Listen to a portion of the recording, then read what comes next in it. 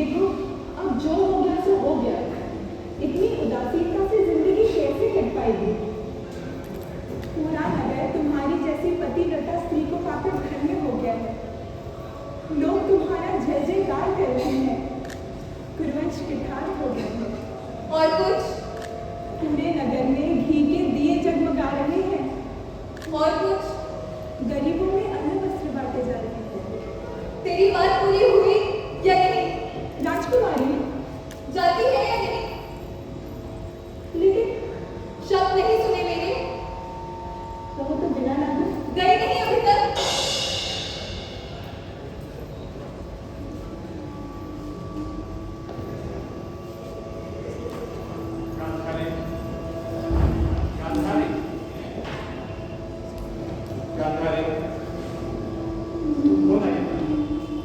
देखो, नई नई जगह, कुछ सोचना नहीं होगा एक, लेकिन आदत पड़ जाएगी धीरे धीरे। किस ओर? इस ओर महाराज, आप बैठिए ना। नहीं, तुम बैठो, थक गई। यही क्या है जो थक जाऊंगी? एक बात पूछूं? पूछिए। सच बोलो। आज तक तो कभी झूठ नहीं बोली। मुझे पाकर तुम खुश हो ना? इस सवाल की अब कोई जरूरत? सच? और नहीं तो क्या कमी है? महल, दासदासिया, वैभव, मान सम्मान, इतने सज्जन गुरुवंशी, इतनी उज्जवल परंपरा, माता सत्यवती, आर्य भीष्म, और आप बेड़ा बजाओगी? धर्म संकट में मत डालिए महाराज। क्यों? क्योंकि मेरा कोमल गांधार ही कहीं खो गया है। नहीं जानती। स्वप्न धन। ऐसा कहिए। अगर मैं तुम्हारी जगह होता तो मेरी मनस्थिति भी तुम्हारी जैसी होती गांधारी। तुमने सबका उल्लेख किया पर मेरा नहीं। क्या इशारा काफी नहीं होता? सबका उल्लेख तो आपको ही लेकर है महाराज। भाषा से हर चीज ढकती नहीं है गांधारी। क्या तुमने अपने होने वाले पति की छवि नहीं आंकी होगी? अगर स्वयंवर होता तो क्या तुम मुझे माला पहनाती? अगर मन चाहा पुरुष मिलता तो तुम्हारी पीड़ा क्या चुप हो जाती? मैं अंधा भले हूं गांधारी, पर चीजों को महसूस करता हूं। सही है? अब तो आपसे मेरा विवाह हो चुका है। क्या यही मेरे प्रश्न का उत्तर? इसके अलावा क्या उत्तर हो सकता है महाराज? हो सकता है, परंतु तुम देना नहीं चाहती। क्या तुमने घृणा और तिरस्कार जाहिर नहीं कर दिया? मुझसे कुछ नहीं छिपाया गांधारी। तुम्हारे घृणा और तिरस्कार का ज्वालामुखी फुटा आज विवाह मंडप में। उसके लाभों से उठ आए वो बोले मेरी आत्मा पर। जिन्होंने छिपाया उन्हें सजा देती गांधारी। मुझे क्यों लपेट लिया उस आग में? आपसे एकाकार होने को और कौन सा तरीका हो सकता था महाराज? घृणा को भी एक सिद्धांत का दर्जा दिया जा सकता है गांधारी। विवाह मंडप में तुमने पट्टी बांधी, घोषणा की, अगर मेरा पति संसार को नहीं देख सकता तो मैं क्यों देखूं?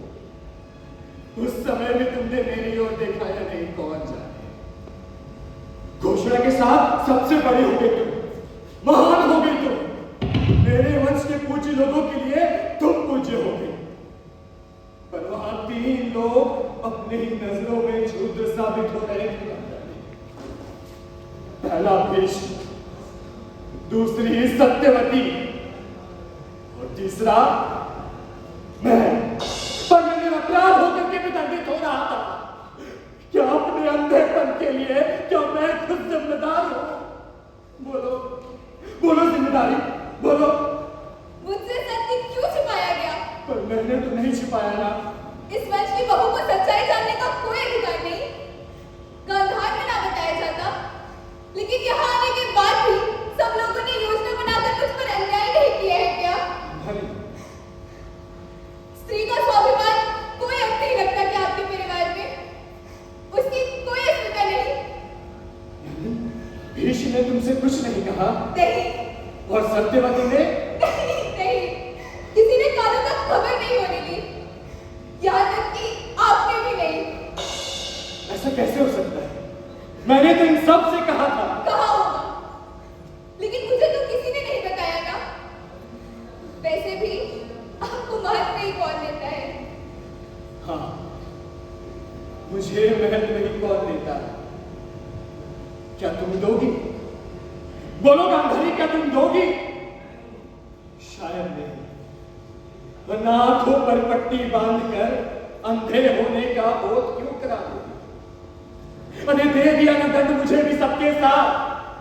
मैं क्या मेरे जीवन में एक और अंधी लाना चाहता था? मैं क्या चाहता था कि विवाह के बाद मेरा अधूरापन और बढ़ जाएगा? मैंने देखा ही क्या है गांधारी, ना मेरे पास यादें हैं ना अनुभव। तुमसे जुड़कर मैं और फैलना चाहता था।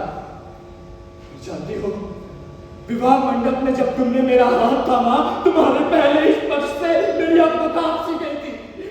इतना ठंडापन, इतनी जड़ता, मानो मैं कोई मनुष्य को नहीं, एक बर्फ के टुकड़े को छू रहा हूं। एक बर्फ के टुकड़े को।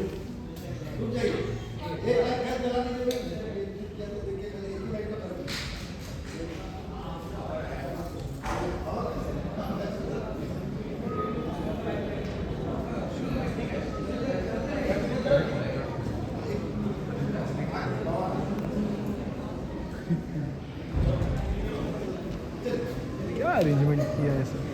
मैंने देखा ही क्या है गांधारी, ना मेरे पास यादें हैं ना अनुभव। तुमसे जुड़कर मैं और फैलना चाहता था। और जानती हो, विवाह मंडप में जब तुमने मेरा हाथ थामा, तुम्हारे पहले स्पर्श से मेरी आत्मा कांप सी गई थी। इतना ठंडापन, इतनी ही जड़ता,